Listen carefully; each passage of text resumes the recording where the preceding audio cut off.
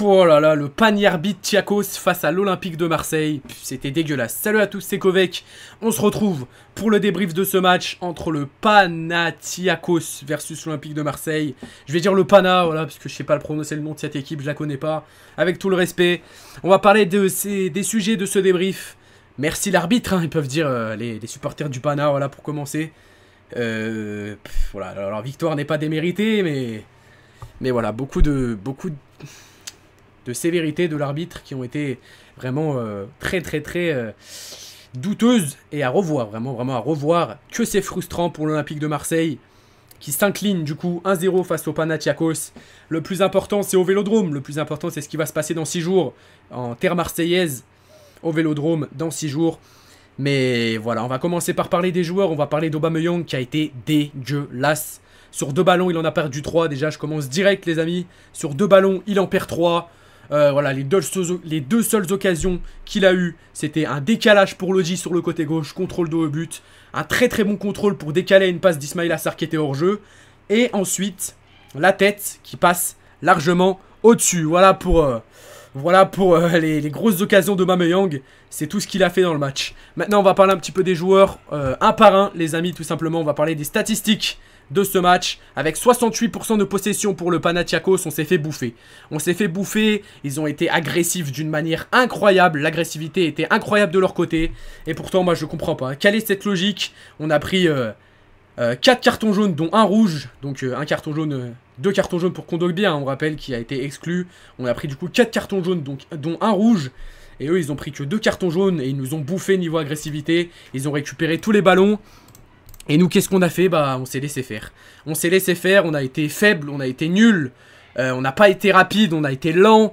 C'était dommage et j'espère qu'au match retour, on va se réveiller et qu'on va rattraper ce but de retard et qu'on va se qualifier en Ligue des Champions parce qu'il commence à en avoir marre. Il commence à en avoir marre quand tu vois Marcelino, déjà j'ai des choses à dire, je vais très vite. Hein.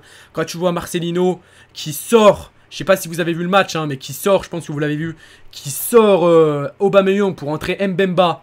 Alors certes, il y en a qui vont me dire, oui, on doit conserver le 1-0 à peine, on doit pas prendre le deuxième. Oui, mais pourquoi sortir Aubameyang et ne pas sortir l'horrible Balerdi qui a été pourri? Le mec, c'est un bâtonnet, c'est une glace sans bâtonnet. C'est quoi ce mec? Il est nul, Balerdi. Lundi, mardi, Balerdi, comme dirait Mohamed Eni. Tous les jours de la semaine, il est nul, ce mec, c'est pas possible.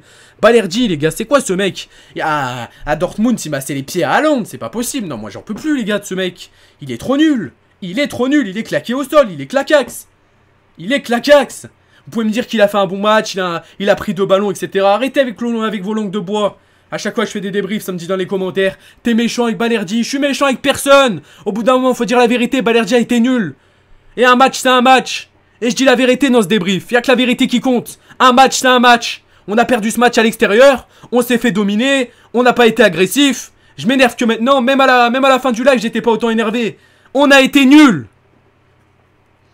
Défensivement, agressivement, rien. Rien, il y avait rien. Il y avait rien.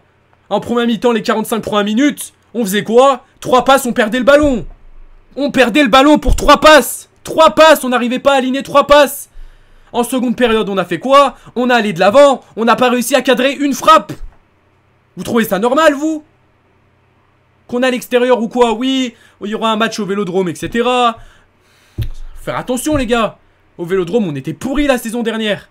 Alors là, j'y crois aujourd'hui avec le nouveau coach, etc. Qu'au Vélodrome, on va se reprendre. J'espère. Mais les gars, cette équipe, elle est quand même allée chercher un résultat. Hein. Elle est quand même allée gagner face à l'équipe à l'extérieur. Donc moi, je comprends pas. Je comprends pas. On a le droit de perdre 1-0, certes, mais être aussi dégueulasse au milieu de terrain, se faire bousculer comme ça, manquer autant d'agressivité et de précision, c'est non. C'est non, c'est non, c'est non. Je comprends pas. C'est horrible, c'est dégueulasse. On a fait un match pourri agressivement.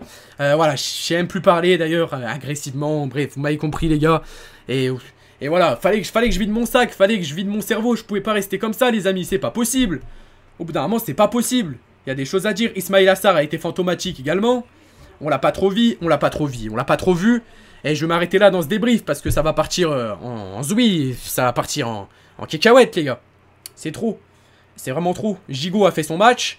Unai, il a fait ce qu'il pouvait, mais bon, c'est pas grave. Iliman Ndiaye, Il a essayé de faire des choses, mais toujours, voilà, toujours ce manque de précision dans la dernière passe pour trouver Aubameyang, et voilà.